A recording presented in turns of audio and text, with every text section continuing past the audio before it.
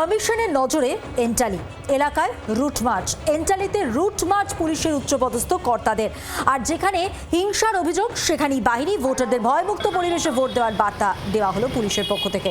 দেখুন,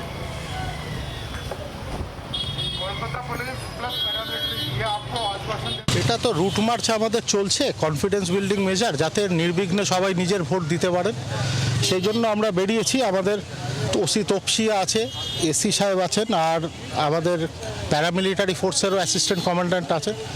তো এটা হচ্ছে কনফিডেন্স বিল্ডিং মেজার। আমরা রুট মার্চ করছি, সাধারণ মানুষের সঙ্গে কথা বলছি, যাতে এই ভোটটা নির্বিঘ্নে সবাই দিতে পারেন, কেউ ভয়ভীতি প্রদর্শন না করতে পারে।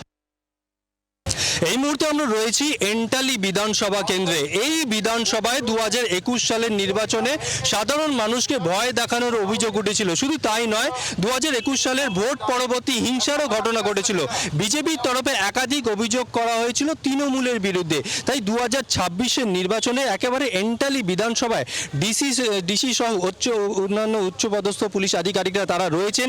এন্টালি বিধানসভা কেন্দ্রে সাধারণ মানুষকে তারা সজাগ করছেন, সচেতন করছেন। তারা বলছেন নির্ভয়ে তারা ভোট দিতে পারবে। পুলিশ, কলকাতা পুলিশ তাদের পাশে রয়েছে, এমনকি সিআরপিএফ জওয়ান তারাও রয়েছে। এবং একই সঙ্গে দেখা যাচ্ছে এই মুহূর্তে রুট মার্চ চলছে কলকাতা পুলিশের সঙ্গে, সিআরপিএফ জওয়ান রয়েছে। মাইকিং করা হচ্ছে, সাধারণ মানুষের সঙ্গে কথা বলা হচ্ছে, তাদেরকে জিজ্ঞাসা করা হচ্ছে পুলিশের তরফে তারা ভোট দিতে পারেন কিনা, কেউ ভয় দেখায় কিনা। অর্থাৎ কেউ যদি ভয় দেখায় বা ভোট দিতে না দেওয়া হয়, তাহলে পুলিশের সঙ্গে তারা যোগাযোগ করেন। এই মুহূর্তে পুলিশের উচ্চপদস্থ আধিকারিকরা বারবার যে কথা বলছে, নির্ভয়ে ভোট দেওয়ার জন্য সাধারণ মানুষের পাশে কলকাতা পুলিশ রয়েছে। জি24 ঘন্টার জন্য ক্যামেরায় সৌমেনের সঙ্গে রনয়, কলকাতা। বাংলার আওয়াজ, বাঙালির আবেগ, জি24 ঘন্টা।